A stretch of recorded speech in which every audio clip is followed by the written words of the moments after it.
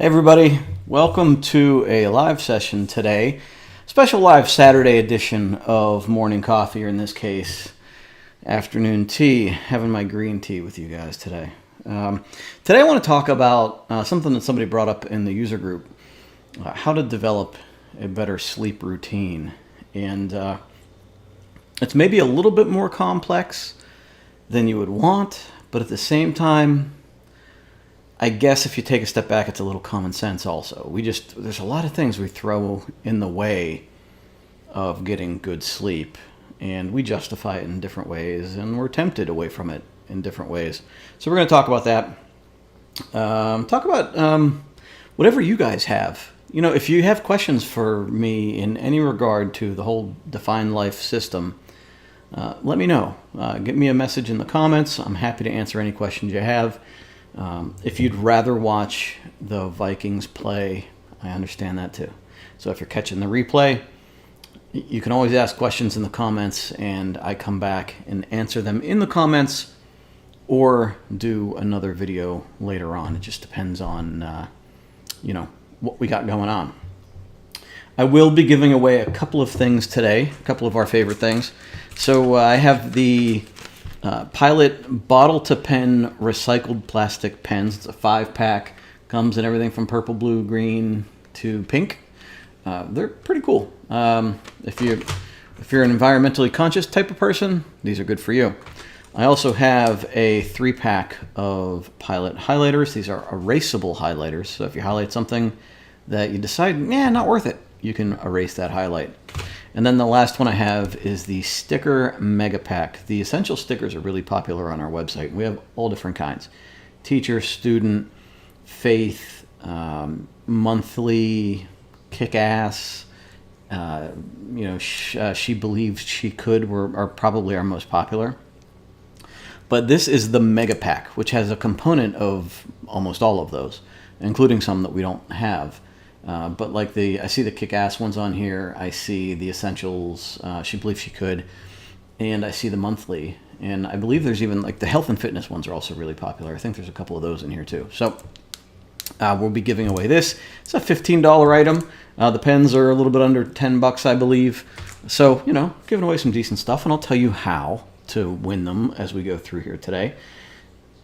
A little tip, it usually is for participation. So if you offer some insights into what we're talking about, I usually pick a comment and you win something from that. So we've in the past given away candles and bath bombs and all that stuff. So this time we're doing pens and stickers for your planner. And you should all be doing a Define My Day planner, right? Like everybody's doing that, right? Absolutely, we have to. So what is this? Well, first of all, let me ask you this. I have a couple people on right now with me. Who's on? Throw your name on if you care to share. Who's on with me right now? And I know we're going to have some people hopping on as we go along here, because it always seems to be a struggle sometimes to find the video feed. So hopefully everybody finds it okay. So as we're going along here, right now we're talking about sleep. And in Define My Day, let's see if I have a good example here. In Define My Day, it's one of our daily disciplines. So in this coffee-stained sample I have here for you, this is one of the books I used last week, and I spilled coffee on it during our morning coffee session. You can pop up. There we go. So here you can see rest is the number one daily discipline that we have on our list. We have all these other things that I wrote down in my example here, but the 6 main ones are rest, exercise, eat well, water, read, positive interaction. Then you can write all of the other ones that you like, and hopefully the goal is to get them all the way across. Like journaling, if you only do it one day. If you didn't get the amount of rest that you say. When I do this, I usually put my goal is 7 hours. So you get 7 hours, and if you don't get the 7 hours, you don't get to check that off. And, how does this fit into everything that we're doing? The whole process, why does it matter? And so I've been trying to formulate a way to visualize this. I've been trying to do it for years. And I thought maybe this could help a little bit. So So in the mornings when I would get up, I'd do a phone call with a buddy of mine. We used to be accountability partners at like 6 in the morning. And some mornings I wake up and it would just be so foggy in my backyard and I couldn't see anything in front of me. And you really just don't know what's 20 feet beyond. You don't know if there's deer. You don't know if there's anything, right? And it's kind of the vision that I imagined when you're not clear on your goals or not clear on the path of your life. You're kind of walking around in the woods and there's a heavy fog in front of you and you can only see the path that's right in front of your feet. And so you walk in that direction, but you're not clear on where you're going to end up. And so the more you can clarify your vision, the more you can be efficient with your actions and move in the direction of your purpose and goals, right? And so that's the overriding principle of this process, is that we try to find our path to our best selves. We avoid the desert of distraction. And this is why like the book, The Second Mountain, resonated with me so much when I found it a couple of years ago. It's a David Brooks book. That visualization of, you're climbing a mountain, these goals, and there's all sorts of obstacles and things that can get in your way. And a lot of times, and this is the visualization that I use in the way I plan. But in his book, he talks about getting to that second mountain, or getting to that mountain and then realizing there's actually another mountain. And you have to climb back down and go through all of the stuff, the weeds, the muck, the river, the all of it. And you have to then climb another mountain. And this is analogous to, you maybe you're in your 20s or 30s and you're going for that dream job and marriage and everything. And then you get to it and you realize like, this wasn't my mountain. And then you start really solidifying what your life plan should be, absent all of the expectations that were sort of put upon you by maybe other people, whether it's your parents or friends or, how the path that you were already on and the people that were around you on that path. And this process is about being on the right path as early in life as possible. And then once you realize you're not on the right path, steering the direction in the proper path. And so so that's one part of the visualization for me. But the other part is that like, I feel like when we're walking around, we have this vision of where we want to go. So that's my mountain right there. That's what I visualize my life to be like. And then we have us here, and we have this view of like, these are all the activities we can do, and we think that if we do all of them, we're still going to end up here.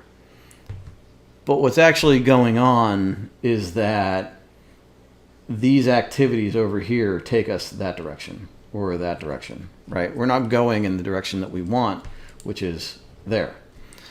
And so I change this visualization to this, right? And this is probably the more accurate representation of the path we can take.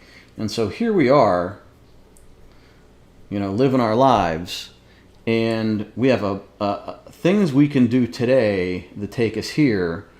But if we're not careful, we can do things over here that take us over here. So these things all over here are distractions, right? These are all the things that take us off of our path. Our ideal path is straight ahead, but that may not necessarily be easy to do. So our path usually looks like this, right? And we finally end up there. And these are all of the things that can take us on that path. But at some point, even if we're heading this direction towards the path, we do need to correct to go to that ideal place. So it's always about, looking here and then whittling down the actions that we can take today. And these are our priorities, right? These are our daily priorities. And then every day as we move forward, we're then, again, looking at all the things we can do and whittling them down to the priority that we can do today. And on this mountain is job, personal responsibilities, personal goals, your health, all of the things we talk about with Define My Day. It's not just about like that one thing you want. It's that all-encompassing whole life purpose that you have and vision for yourself. But to get here, we have to have a solid foundation. And so these are the three legs, as I see it right now, of a solid foundation. We have our focus, right? I almost wrote it wrong, but we have our focus, which is what we're talking about when we talk about this. And refining our focus, developing our focus, developing that vision and clarity for where we want to go is right here. We also have mindset, right?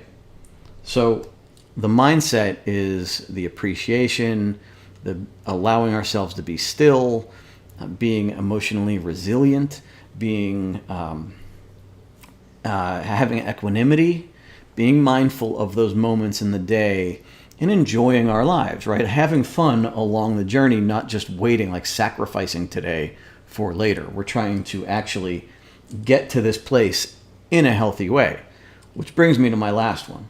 So the last one is, we'll lump two together, but it's health and habits, right? And this is where the daily disciplines come in. This is where sleep comes in.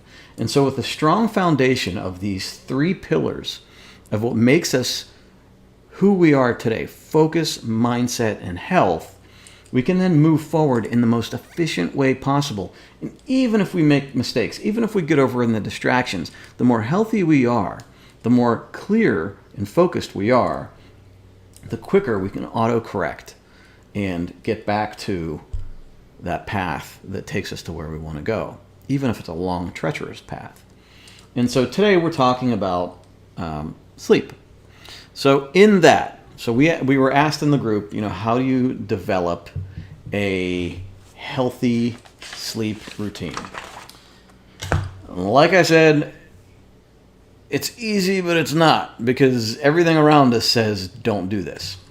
All right, before we get into it, I want to give something away and I want to say hello. So Brenda, being the first person to comment, I'm here, need to improve my sleep. Don't we all? So Brenda, I'm going to give you your choice. So you write in the comments which one you want, and I'm going to take it off the table. So you can have the 5-pack of the bottle to pen recycled pens. You can have the mega sticker pack, which includes 1,400 stickers, or you can you could buy them, but you can get the 3-pack of the Friction erasable highlighters. So you tell me in the comments which one you want, and when you win something, anybody else that might win something, what I want you to do is go and create a help desk ticket. And this sounds more complicated than it is, but it's really not. So you go to definemyday.com, which is our store, and on the bottom right-hand corner is a blue question mark. Click on that, and it'll ask you for your name and your email address, and just put in the message there to Luann that it's a you won, who you are. You won the pens, please send them to, and then the address that you want them sent to. That'll go straight to Luann, and she will create the order for you, and we'll get them shipped out for you next week. All right, Brenda wants the 3-pack Friction. Awesome. I like it. I like it. Very cool. Congratulations. I'm glad. I really do like these. I use these when I'm reading a paperback book, or even a hardcover book, but a physical book. It's easy to highlight with these, and sometimes you mess up a little bit. It's nice to be able to erase it. It's pretty cool. And Vicky says she's listening while putting laundry away. Hey, thanks for joining me. And for those that want to listen, I'm starting to put these on the podcast also. So when we get a specific topic, and it's more educational rather than just me BSing in the morning for coffee, when there's more content to it, I'll put that on the podcast, and we'll try to put out one every week. I need to get better with it. I know there's a lot of people asking me to bring the podcast back, and I have been slowly. It's hard to get into that routine of recording it, editing it, getting it out there, and even just coming up with the good content. Sometimes I'm just like, oh, this stinks. So I'll record one and throw it away because I just think it feels like it wasn't my best work, All right, and Mary Decker is with us also. Mary, thanks for joining us. Appreciate it. All right, so sleep. It's the most important part of our healthy habits for me. I think it's more important than eating well and exercise. But the problem is eating well and exercise, as we'll talk about in a minute, impact your sleep. And so it's like a holistic approach you have to take to this. And one of the best sources of sleep information was Sleep Smarter by Sean Stevenson. It's a great book. I listened to the audiobook. He narrates it very well. I would absolutely recommend this. If you want to take a deep dive into how to sleep better, then this book by Sean Stevenson, Sleep Smarter, is the way to go. I'm sure there's other ones out there, but his is relatable. It makes a lot of sense, and he goes to scientific research about why why the stuff he recommends is what you want to do. So with that, a couple of the things that improve your sleep, or before you can even develop a good sleep routine or a bedtime routine, you need to take some things into consideration. And you want to set yourself up for success, right? We want to make sure that, we can have the best routine, but if we're cutting ourselves off at the knees, that routine, it's going to get frustrating because you're going to try to adhere to a routine and still not get the results. Kind of everything in life goes that way, right? And so to set yourself up for success, what you want to do, number one, is you want to try to go to bed at the same time every night. It's hard. So for me, one of my daily disciplines is in bed by 10. And so my goal is to try to be in bed every night by 10. And when that doesn't happen, I feel it. I have a harder time the next day, and it breaks that sleep cycle. And I think that's the biggest detriment, but it's also the most common. Even last night, we went out with friends for dinner, and my kids were up late. I was up late. I didn't get to bed until 12 o'clock. Most mornings, if you have been to the morning coffee sessions with me, most mornings I'm up at 5:30 to do a 6 o'clock session. I didn't wake up until 8 o'clock this morning. In fact, my dad called me. He said, "Did I wake you up?" I was like, "Yeah, I was out." It was 8 hours right then, right? It was 8 o'clock. I went to bed a little bit after 12. I got my 8 hours, but that shifted my entire sleep cycle. And so now it's going to be a struggle because tonight now I'm going to want to go to bed later because I'm not going to be tired. And then tomorrow morning it's going to be a struggle to get out of bed again. And then Monday, look out. If I don't fix this in the next couple of days, it's going to be really hard Monday morning at 5:30. And what the research is saying is that just one day, even 1 hour different from your usual, will mess up your rhythm. And so while it's not realistic, I think it's just important to realize that if we can minimize those changes and minimize the negative impact to our sleep cadence, then we have a better result. And, it's one of those things that when you sleep, when you're not sleeping well, when you're not getting good sleep, you don't even realize how bad your mindset is and how bad your thinking is until you get one day of good sleep or a couple in a row. And then you look back and you're like, holy, I didn't realize how irritable I was or how I wasn't thinking clearly and efficiently. Good sleep is important for all but the very few people that just don't need it for some biological reason. So, try to do this as, adhere to this stuff as best you can. The next one for me is something that I started doing. My ex and I actually did this years ago. It started with taking the TV out of the room, but it's create a sleep sanctuary. And it's like that place where your bedroom is for sleeping, right? Maybe some other things, but mainly for sleeping. But even like my room now, I don't have a TV in my room. I have a desk in my room, but I very rarely use it for work. For the most part, I'm downstairs in the basement, or I'm sitting at the table here doing my work here when it's quiet. I don't like going up in my room. The only time I do is when it's just too loud everywhere else. My bedroom is for sleeping, getting dressed, taking a shower, and then I don't spend any other time there. And so when you have your TV there, it's always a temptation. It's always a blinking light. It's something there that's pulling you away. And there's other people that believe the electromagnetic fields and things can also negatively impact your sleep. I don't know if I go that far, but given what we're learning about all of this stuff, if somebody were to definitively say, oh yeah, it absolutely messes up your sleep, I'd believe it. So, at the most strict way, you remove your phone from it, you remove any light from it, you remove any TV, electronics, everything from your room, and it's just your bed, your dresser, and whatever else you have in there. So you want to create this place where your body doesn't think anything else, your mind doesn't think anything else is supposed to go on there, just sleep. For me, again, my wireless router is not there anymore. The only thing that's there for me is my phone, just because, heaven forbid somebody calls me about my kids, it's got to be there, right? So it's got to be realistic. It has to be a realistic thing that you're doing, but no TV. And in fact, that's one of those things. Like, I think this made me think about dating somebody. Like, I might put it on my profile, I don't have a TV in my bedroom. Like, that might be like that. I think that for me is a non-negotiable. I will not have a TV in my bedroom ever again. It's not in my kids' bedrooms right now.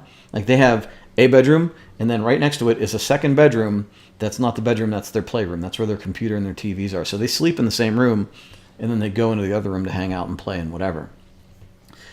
Not the same space. And yeah, if I'm dating somebody and they're like, well, you don't watch TV to go to bed? Heck no. And that's a non-negotiable for me. It would mess me up so bad it would have a negative impact on my life, especially now that I've experienced it on both sides. It's just going to be like no for me. No way. The next one is caffeine, minimizing caffeine. So for me, I know if I have caffeine after noon, it messes up my sleep. I feel it. And now you might not feel that until you optimize a lot of other things. But for me, I have a strong correlation between having a coffee at 12:30 and not being able to get to sleep. And so now I'll drink as much coffee as I can between 6 in the morning and noon. But that's my cutoff. That's my rule. That's my bright red line. I can't have coffee after 12. And he goes into, in his book, he goes into the half-life of caffeine and everything else. And it takes a long time to get caffeine out of your system. And it's not even that you can't fall asleep. It's that you can't get into a deep sleep. You can't get that REM sleep going. You don't get that restorative sleep. And that is incredibly important to your health. And when we talk about sleep, we talk about feeling rested and being focused for the next day, but brain health is a key component of this also. And he likens it to, like, when you watch on, I think, fMRI, when you watch a person sleeping in a deep sleep, the brain fluid, it almost looks like a washing machine. Like, it's like going back and forth, and they think it's clearing out toxins and things that build up in your brain. And there's a correlation between lack of sleep and Alzheimer's later in life. And so for optimal brain health, we talk about getting the deepest sleep possible, and caffeine hinders that. So does alcohol. So if you know, like, you can pass out quickly when you're drinking, but a lot of times it's like a restless, uncomfortable sleep. Like for me, I get like hot because I'm dehydrated probably. But yeah, it's like it prevents that deep sleep, so you're not getting that healthy sleep.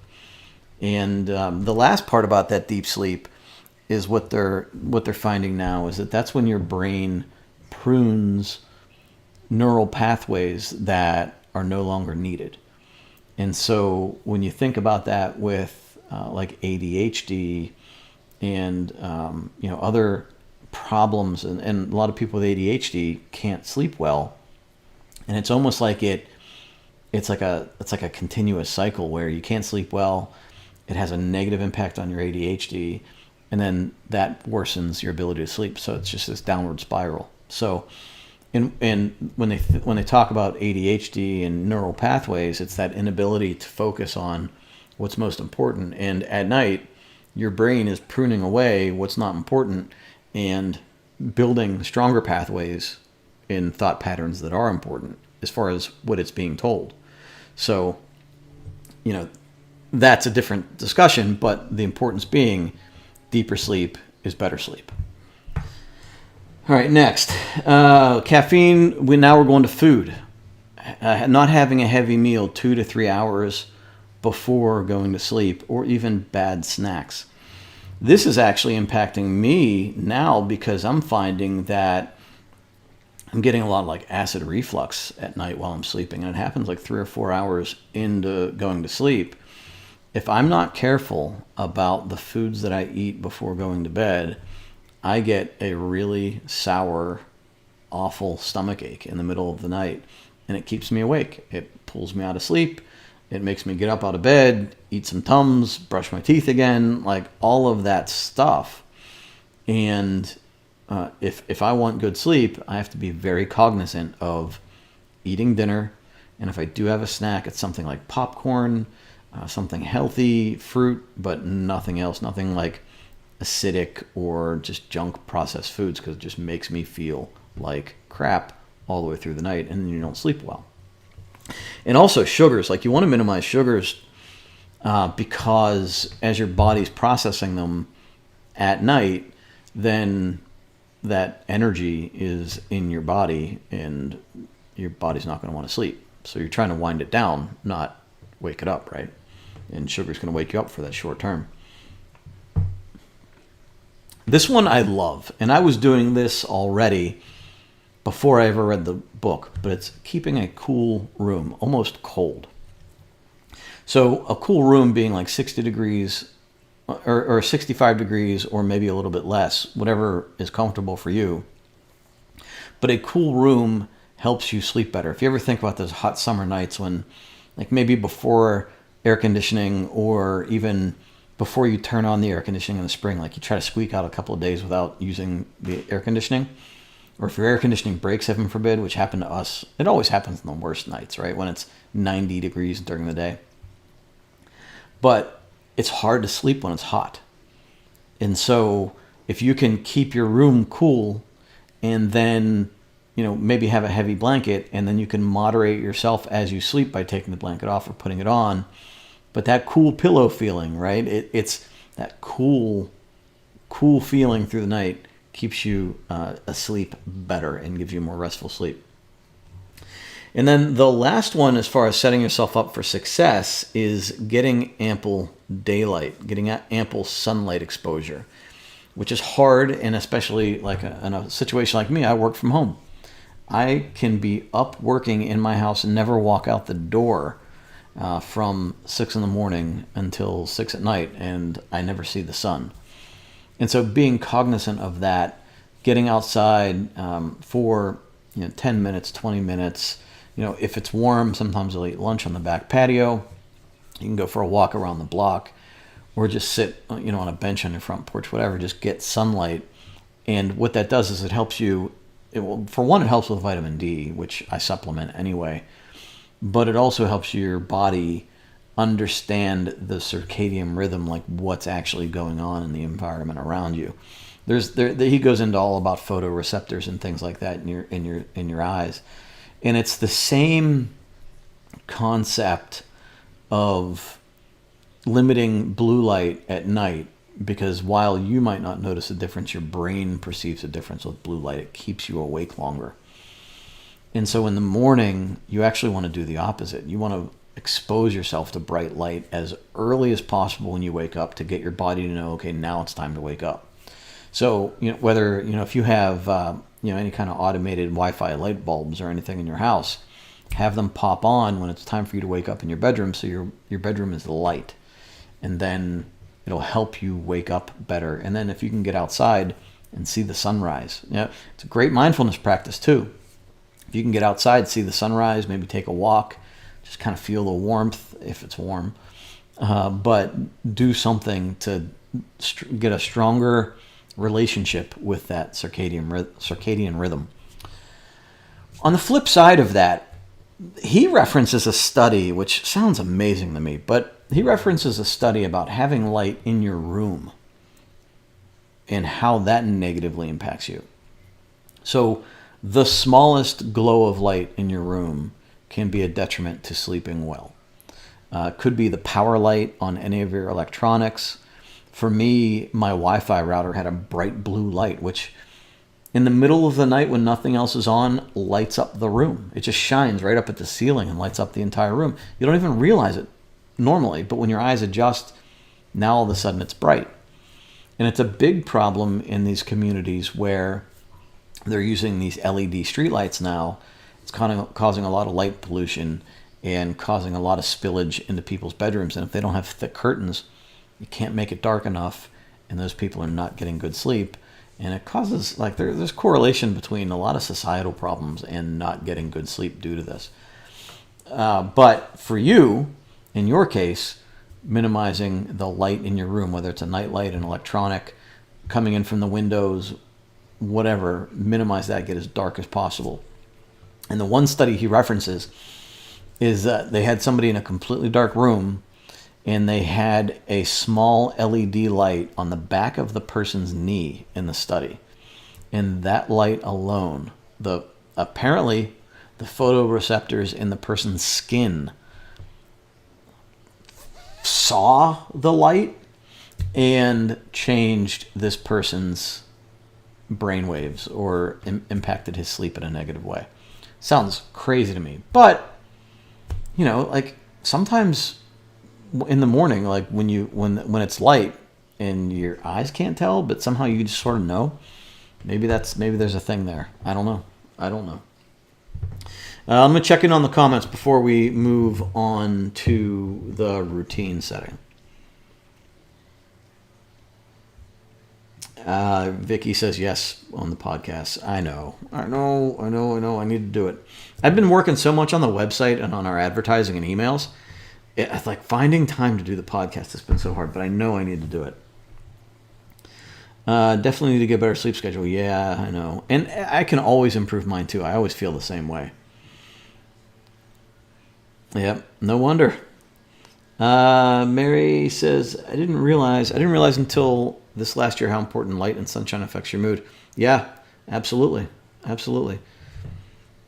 And vitamin D, my vitamin D has habitually been low, so I'm taking a pretty decent amount as a supplement, and I need to get my blood tested again.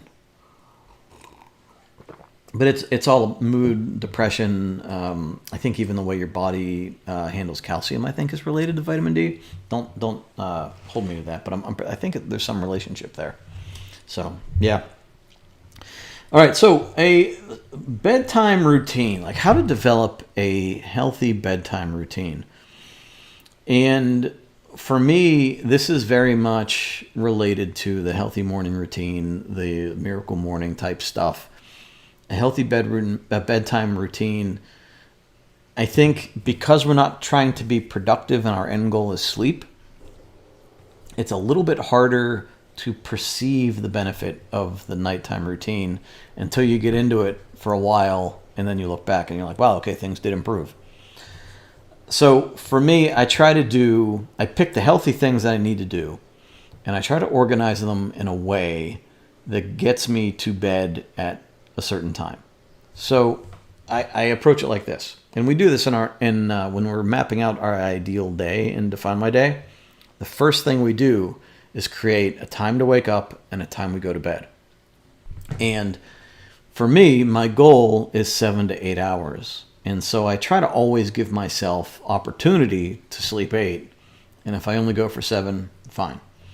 So my wake up time I set for 6, which actually changed to 5:30 since I'm doing the 6 o'clock live sessions.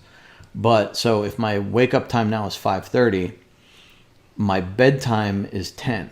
So that gives me 7.5 hours of sleep. If I go beyond that, I'm now cutting into all of that time because very rarely do I get to sleep in past 5:30. And if I want to keep a good rhythm, that's what my bookmarks are on my day. 5:30 wake up, 10 o'clock to bed. And anything outside of that is going to mess up my routine. Now, if I want to get in bed by 10 o'clock, that doesn't mean walking up the stairs and laying in bed. I have a lot of things I need to do before I go to bed, right? Now, It's easier when I don't have the kids because I'm always, hey guys, 9:30, time to go to bed, right? And then you're dealing with them trying to get them in bed. But let's say in a vacuum, let's say we're doing this by ourselves, no extraneous issues. So I've picked my bedtime that gives me 7 to 8 hours of sleep. And what I have to do from then is work back generally about 30 minutes, sometimes 60, depending on what's in there in my routine. So you block off a half an hour before that. That means you have to start getting ready at 9:30. And again, you might be 11, so 10:30. This is just my example based on what I do. Now, I want to keep the same routine, the same sequence of events. So what I do then is write down all of the things that I have to do before I go to bed. Hopefully I've done things like feed the fish or, all the stuff around the house, do the dishes and things like that. I'm talking strictly getting to bed.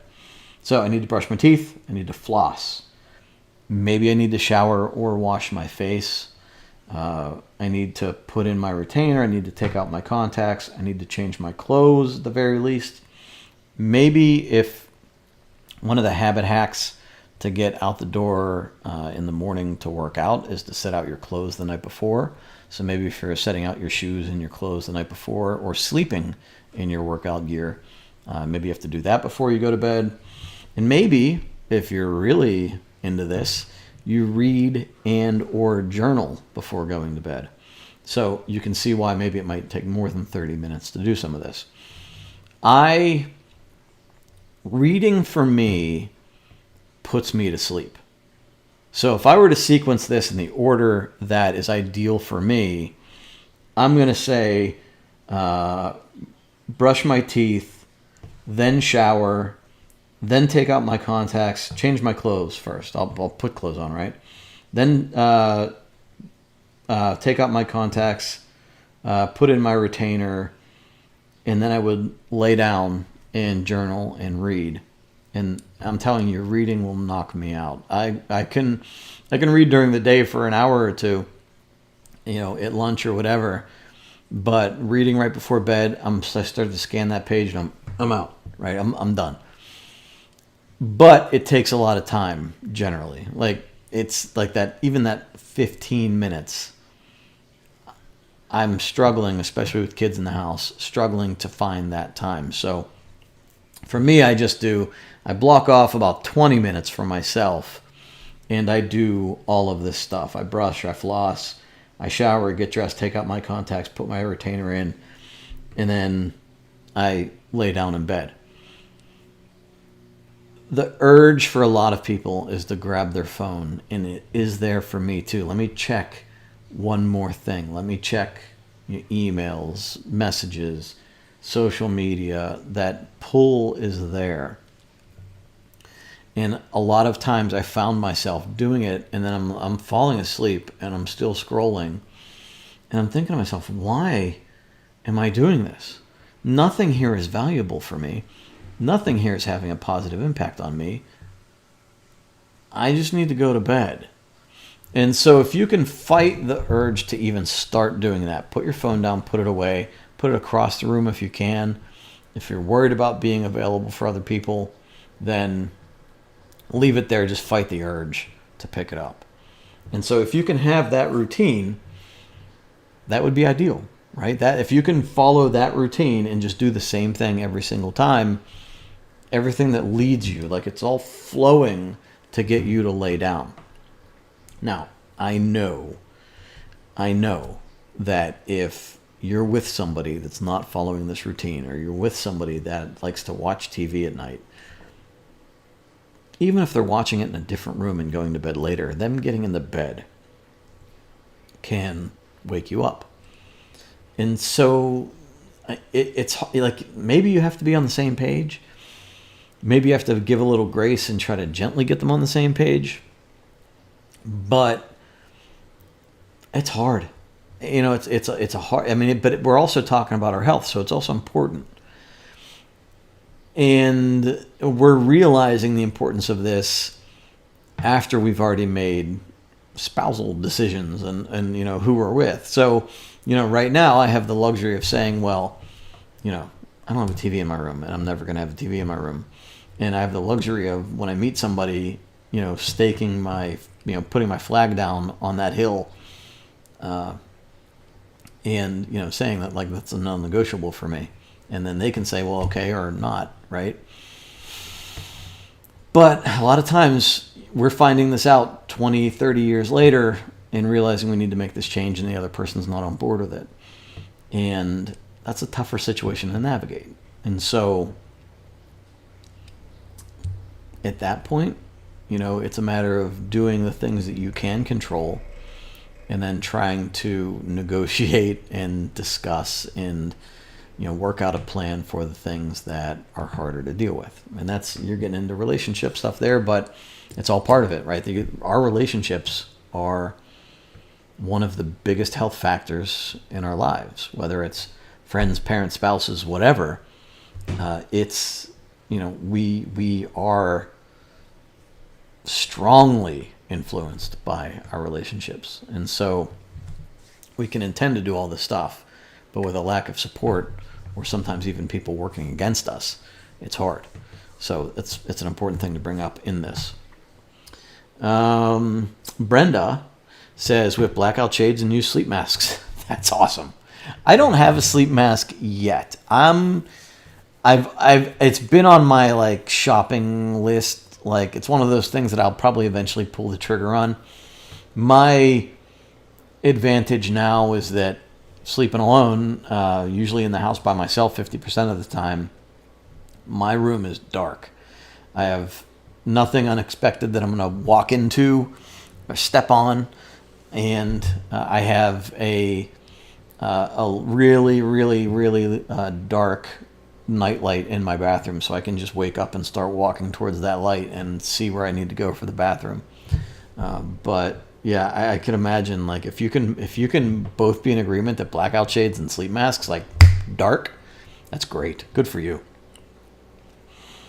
And then Mary says, I totally relate to the phone issues. I even have struggles with it in the morning, getting into that instead of my regular morning routines like prayer. That's actually a very good point. And that's a different topic in morning routine, but the phone, the pull, like the instantly waking up and going to your phone, I've seen somebody liking it to being the difference between setting your own path and immediately letting the world in and influence your thoughts and your actions. And I get that. Unfortunately, sometimes we have to be highly disciplined to do that. And if you imagine, if you don't look at your phone, if you don't watch the news, if you don't do all that stuff in the morning, you're just doing what's most important for you. The minute you start opening yourself up to the outside world, you're being influenced. And I'm not saying in a conspiratorial way. I'm saying in just your energy and emotions, your attention is all going in different areas, where if you don't let all that stuff in, you're doing your best thing, hopefully, without all of that. So yeah, if you can avoid it, great. But I know for me, the first thing I do is look at how did sales end yesterday? Where are we this morning? Are there any emergencies? Any comments I need to respond to on social media? That's my first thing in the morning that I'm looking at for 5 minutes, and then I'm off doing my thing. If you get caught, like sometimes in the morning, in fact, I think I did it today. I woke up 8 o'clock and I started scrolling through social media, and I think I might have been there for 20 minutes. It's not great, but sometimes it happens. Do you want to make that a habit? No, because I don't want to burn 20 minutes of my morning on social media, for sure. You need a lockbox. You need to freeze it. Put it in the freezer. All right, Mary, I'm going to give you your choice, since you've been active on this discussion. I'm going to give you your choice of pens or the Mega Sticker Pack. Which one do you like? I'm sorry, you can't. It's not like the most focused. There we go. There's focus right there. Which one do you like? I'll give you the one that you want. And then that is going to be it for our giveaways. So you pick which one you want, and then that's it for the day. And we're getting ready. I mean, I can't believe Christmas is almost a week away. It's flying by. I think most of my shopping's done.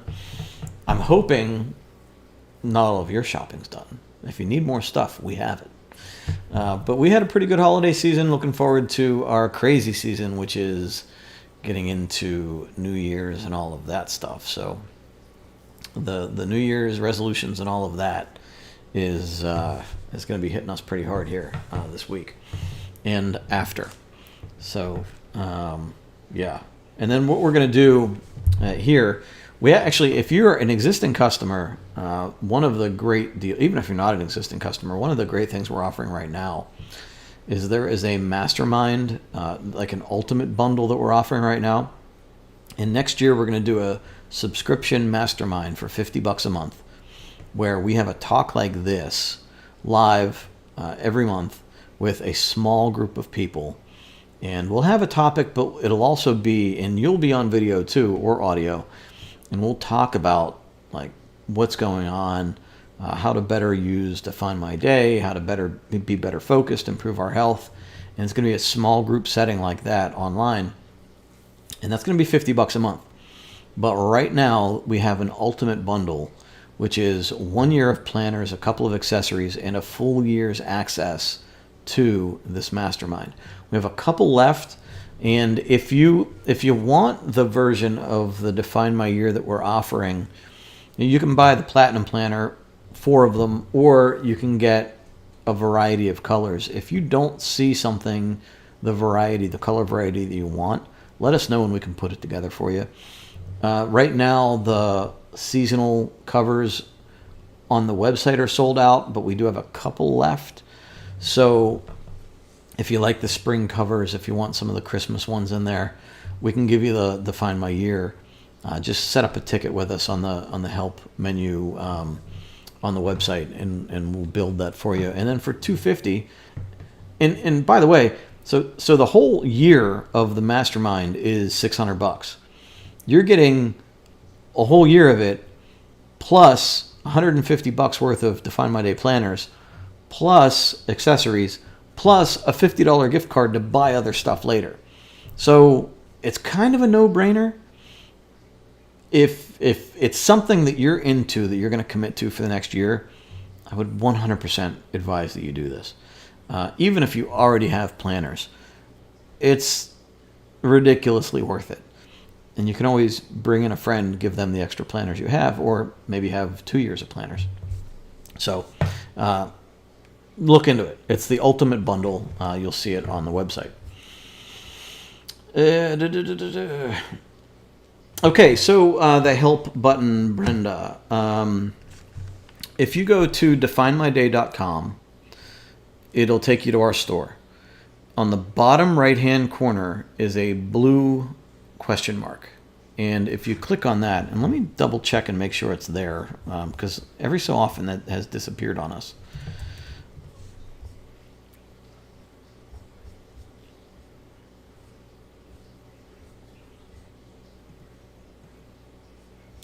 Oh, wouldn't you know it? It did disappear on us. It was just there last week. Is that crazy?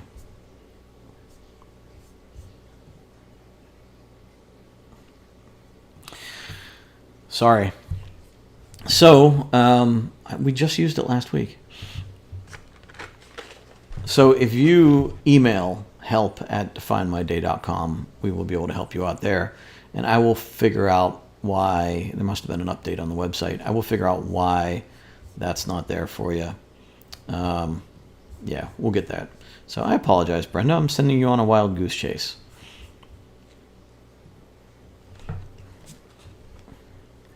No, it shouldn't make a difference whether you're on your iPad. That just needs to be fixed. So I will fix that today. So if it's not one thing, it's another. Technology today. Email help@definemyday.com. So we have Brenda with the highlighters, and we have Mary with the pens. So congratulations. Awesome. Happy to send them out to you. Thank you for joining me today. I'm going to get on to my day, check out what's going on in fantasy football and football in general, eat some lunch, and enjoy my time with my boys. I hope you have a great weekend. We'll do another one of these. In fact, I almost forgot. I'm going to do another one of these tomorrow morning at 10 o'clock. So we're going to do a Sunday morning coffee. A little bit later in the day for the people on the West Coast, and for people that don't want to wake up super early on a Sunday. We're going to do another morning coffee. It'll be here on the Define My Day page. It'll be on the YouTube channel, and it'll be in the user group, depending on where you want to find it. The normal morning coffee is in the user group only, just so it's a little bit more something special for the user group. But this one will be public, so you can do it there. We'll see you there. Hey, you're welcome. You're welcome. Thanks for joining me today. I appreciate it. So have a great day today. I will see you all tomorrow morning, 10 a.m. Eastern, and have a great night.